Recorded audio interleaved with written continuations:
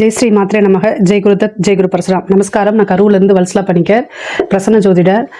நம்ம இன்னைக்கு என்ன பார்க்க போகிறோம் அப்படின்னா 2024ஆம் ஆண்டுக்குரிய ராசி பலன்கள், புத்தாண்டு ராசி பலன்கள் பார்க்க போகிறோம். இது வந்து மீன ராசிக்கு எப்படி இருக்குன்னு பார்க்க போகிறோம். இந்த வருஷம் வந்து பிறக்குது இல்லையா, 2024. அது வந்து என்ன ராசியில் பிறக்குது, அதாவது சிம்ம ராசி மக நட்சத்திரத்தில் இந்த ஆண்டு பிறக்குதுங்க. பிறக்கக்கூடிய திதி வந்து பஞ்சமி திதி, கரணம் வந்து கௌளவ கரணத்தில் பிறக்குதுங்க. இந்த 2024 பிறக்குது இல்லையா, அந்த டைமில் உங்களுடைய ராசி அமைப்பு படி கிரகங்கள்லாம் என்ன பொசிஷனில் இருக்குது அப்படிங்கிறத பார்க்கலாம். அதாவது உங்களுடைய ராசியிலேயே ராகு இருக்காரு, 2ஆம் இடத்துல வந்து உங்களுக்கு குரு இருக்குது, சந்திரன் வந்து 6ஆம் இடத்துல இருக்குது, 7ஆம் இடத்துல கேது இருக்குது. உங்களுடைய ராசி அமைப்புப்படி 9ஆம் இடம் பாகிஸ்தானமான 9ஆம் இடத்துல சுக்கிரன் புதன், 10ஆம் இடத்துல சூரியன் செவ்வாய் இருக்குது, 12ஆம் இடத்துல சனி இருக்குது, அதாவது 7 சனி இருக்குது. அதே மாதிரி ஜென்மத்தில் ராகு இருக்குது. இந்த வருஷம் உங்களுக்கு எப்படி இருக்கும் அப்படின்னா சூப்பராக இருக்கும் அப்படின்னு நான் சொல்ல மாட்டேன், சுமாராக தான் இருக்கும். ஏன்னா சந்திரன் ராகு அப்படிங்கிறது நல்ல காம்பினேஷன் கிடையாது. சந்திரன் ராகு, சந்திரன் கேது, இது ரெண்டுமே வந்து நல்ல கிரக சேர்க்கை இல்லை. ஸோ அது ஆல்ரெடி வந்து உங்களுக்கு சந்திரன் ராகு, அப்புறம் 7 சனியோடைய பாதிப்பு, இது ரெண்டுமே இருக்குது. அப்போது இந்த வருஷம் உங்களுக்கு எப்படி இருக்கும் அப்படின்னா நீங்கள் மன தைரியம், அதே மாதிரி பொறுமை, நிதானம், இது எல்லாமே கடைபிடிக்கணும். பொதுவாக மீனராசிக்காரங்க எந்த ஒரு விஷயமும் யோசிக்காமல் செய்ய மாட்டாங்க.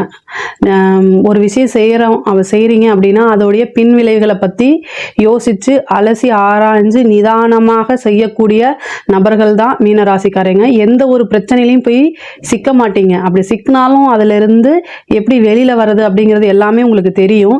தெரிஞ்சாலுமே இந்த டைம், அதாவது இந்த 2024 பொறுத்த வரைக்கும் ராகு இருக்காரு, சனி இருக்குது, இது 2 கிரகங்களுடைய பாதிப்புகளுமே உங்களுக்கு இருக்கனால முன்பை விட அதிகமான நிதானம், அதிகமான கவனம், எச்சரிக்கை உணர்வு, இது எல்லாமே உங்களுக்கு வேணும். ஓகேங்களா? ஏன்னா சந்திரன் ராகு டிப்ரெஷனை கொடுத்துரும், அளவுக்கு அதிகமான டிப்ரெஷன், தேவையில்லாத மன இறுக்கங்கள், கவலைகள் அப்படின்னு நீங்கள் உங்களுடைய ராசிக்கு அதிபதி யாருன்னா குரு. அப்போது ஒரு குரு அப்படின்னா என்னென்னா ஒரு அடுத்தவங்கள வழி நடத்துறது. பொதுவாகவே நீங்கள் மற்றவங்களுக்கு ஐடியா சொல்லி கொடுக்குறது, எப்படி நடந்துக்கணும் அப்படின்னு மற்றவங்களுக்கு நீங்கள் சொல்லுவீங்க. அந்த மாதிரி நபர்களாக தான் நீங்கள் இருப்பீங்க. பட் ஆனால் இப்போ இருக்கக்கூடிய சூழ்நிலைகள் வந்து நீங்கள் அமைதியாக மூவ் ஆன் பண்ணி போகக்கூடிய வருஷமாக தான் இது இருக்குது. அதனால் இதை கண்டிப்பாக ரொம்ப ரொம்ப கவனங்களோட செயல்படணுங்க. தொழிலை பொறுத்த வரைக்கும் உங்களுக்கு தொழில் ஸ்தான அதிபதி குரு வந்து 2ஆம் இடத்துல தான் இருக்கார். ஏப்ரலுக்கு அப்புறம் 3ஆம் இடத்துக்கு போகுது, அது 9ஆம் இடத்தை பார்க்குது. நல்லா தான் இருக்குது. தொழில் பொறுத்த வரைக்கும் உங்களுக்கு இது நல்ல ஆண்டு தான். தொழிலை வந்து எப்படி செயல்படுத்தணும் அப்படின்னு புதுசாக தொழில் ஆரம்பிக்கிறது மட்டும் யோசிச்சு செய்யுங்க. அதாவது நேச்சுரல் பிகின்ஸ், நேச்சுரல் அன்நேச்சுரல் சம்மந்தப்பட்ட பிஸ்னஸ்னால் நீங்கள் தாராளமாக செய்யலாம். ஏன்னா சந்திரன் ராகு அதுக்கு ஓகே தான். பட் ஆனால் நேச்சுரல் சம்மந்த இயற்கை சார்ந்த விஷயங்கள் செய்யும்போது கவனமோடு செய்கிறது அல்லது அதை தள்ளி போடுறது ரொம்ப ரொம்ப நல்லது. புதுசாக தொழில் தொடங்கலாமா அப்படின்னா உங்களுடைய சுய ஜாதகத்தை உங்களுடைய குடும்ப ஜோதிடத்தை நீங்கள் காமிச்சு அதுக்குண்டான அறிவுரையை பார்த்துட்டு நீங்கள் பிஸ்னஸை ஸ்டார்ட் பண்ணுங்கள். ஜென்ரலாக இந்த வருஷம் உங்களுக்கு புதுசாக பிஸ்னஸ் ஸ்டார்ட் பண்ணுறதுக்கு நல்ல பிராப்தங்கள் இல்லை. அதனால யோசிச்சு செயல்படுங்க. ஆனால் ஆல்ரெடி பிஸ்னஸ் பண்ணிட்டு இருக்கவங்களுக்கு ஓகே தான், சிறப்பானது. ஏன்னா குரு 9ஆம் இடத்தை பார்க்குறாரு, ஓரளவு நீங்கள் கொண்டு போயிட முடியும். அதே மாதிரி 12ஆம் இடம் சோம்பேறி, 12ஆம் இடத்துல இருக்கக்கூடிய சனி வந்து என்னென்னா அலைச்சல்கள் ஏற்படுத்தி கொடுப்பாரு. தேவையில்லாத வீண் அலைச்சலாக போகும். அதனால அதுக்கு தகுந்த மாதிரி நீங்கள் பார்த்துக்குங்க.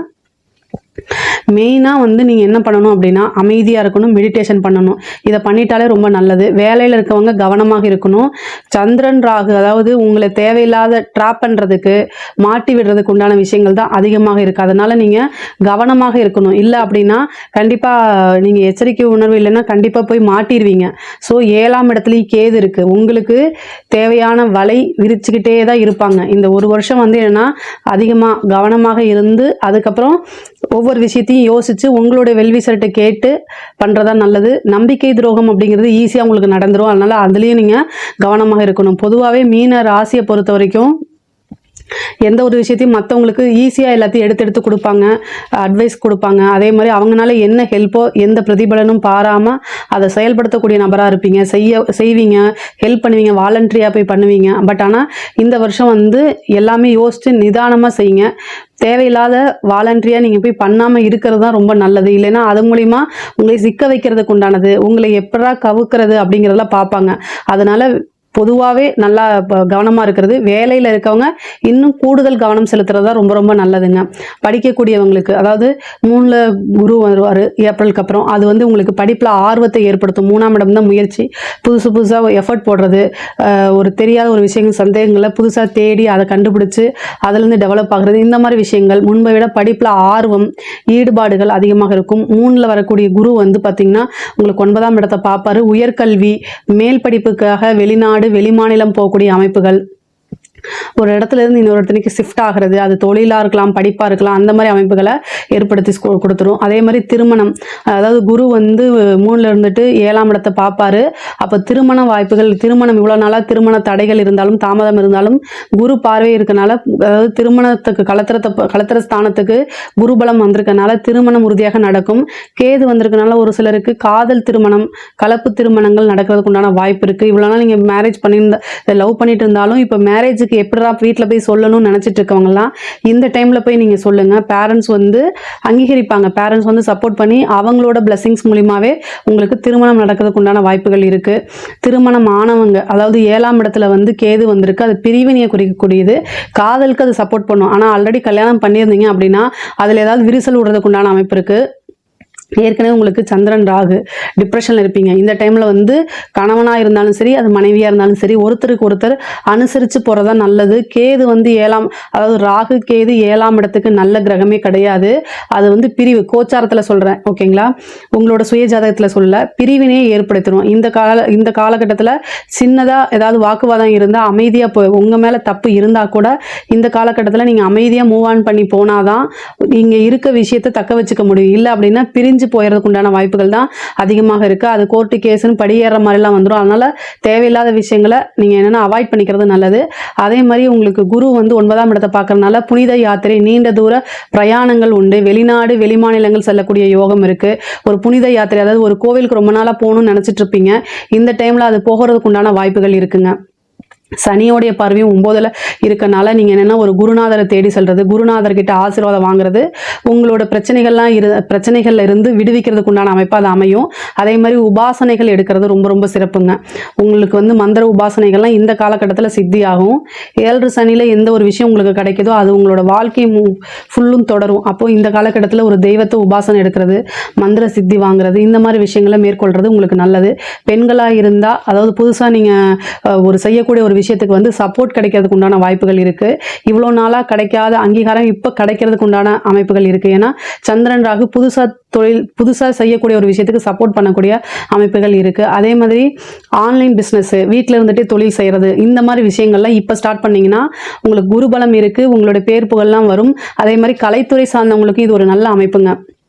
கலைத்துறை சார்ந்தவங்களுக்கு திடீர்னு புகழுடைய, அதாவது சந்திரன் ராகு, அதாவது ராகு கேது வந்து எந்த துறைக்கு சப்போர்ட் பண்ணதோ இல்லையோ கலைத்துறைக்கு இது ஒரு பிரம்மாண்டத்தை குறிக்கும். நீங்கள் சாதாரணமாக இருக்கக்கூடிய ஒரு விஷயம் அது மிகைப்படுத்தி காமிக்கும், பிரம்மாண்டமாக இருக்கும். திடீர்னு ஓவர் நைட்டில் பெரிய ஆளாக ஆகக்கூடிய அமைப்பெல்லாம் கலைத்துறையை சார்ந்தவங்களுக்கு இது கிடச்சிருங்க.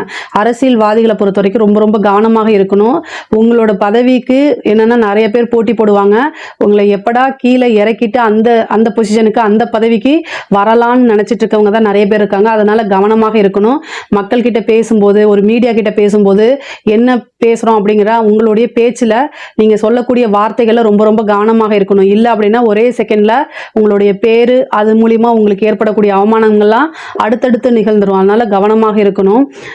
பெண்கள் வந்து அறிமுகம் இல்லாத புதிய நபர்களோட பேசுறது, சோஷியல் மீடியால டைப்பில் இருக்கிறது, புதுசாக சேர்ந்து பிஸ்னஸ் பண்ணுறது, ஒரு ட்ராவல் போகிறது, இந்த மாதிரி விஷயங்களை கவனமாக இருக்கணும்.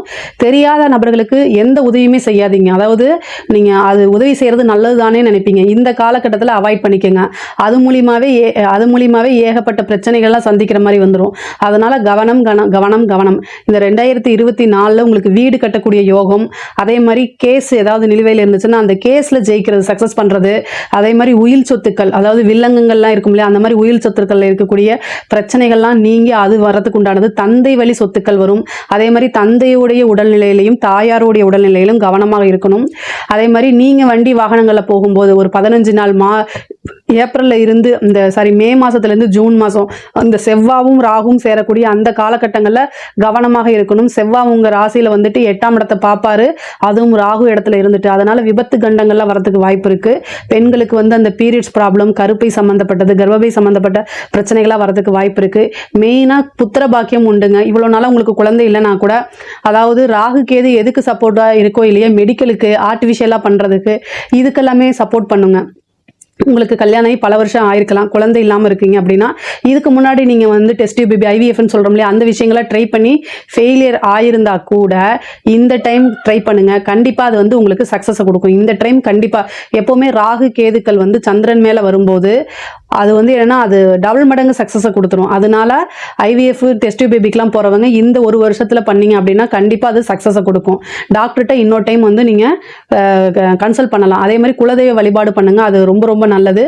குலதெய்வத்தோடைய பிளெஸிங்ஸ் இருந்தாலே நிறைய விஷயங்கள் கெட்டதெல்லாம் உங்களுக்கு நீங்கி பாதுகாப்பை ஏற்படுத்தி கொடுக்குங்க. பொதுவாக இந்த 2024 உங்களுக்கு சிறப்பான ஆண்டாக, பெரிய அற்புதமாக பலன்களை எல்லாம் கொடுக்கலைனா கூட நீங்கள் அமைதியாக மூவ் ஆன் பண்ணி போகிறது, மெடிடேஷன் பண்ணுறது, எல்லா விஷயத்தையும் நிறுத்தி நிதானமாக செய்கிறது மூலிமா உங்களுக்கு எந்தவித பிரச்சனையும் இல்லாத ஒரு ஆண்டாக நீங்கள் மாற்றிக்க முடியும். ஏன்னா 7 சனியும் இருக்குது, ராகுக்கு எதுவும் நல்ல பொசிஷனில் இல்லை. அப்படிங்கும்போது பெரிய விபத்து, பெருசாக பிரச்சனைகள்ல இருந்து உங்களைய மீட்டுக்கிறதுக்காக மெடிடேஷன் பண்ணுறது, நிதானமாக இருக்கிறது, இதுவே உங்களுக்கு பெரிய சக்ஸஸ்ஃபுல்லாக மாற்றி கொடுத்துருங்க. நீங்கள் இந்த 2024 பொறுத்த வரைக்கும் நீங்கள் எடுக்கக்கூடிய ஒவ்வொரு முயற்சியுமே உங்களுக்கு சக்ஸஸாக அமையறதுக்கு இறைவனோட சேர்ந்து நானும் பிரார்த்தனை பண்ணிக்கிறேன். நம்மளுடைய சேனலை லைக் பண்ணுங்கள், ஷேர் பண்ணுங்கள், சப்ஸ்கிரைப் பண்ணுங்கள். நன்றி, வணக்கம்.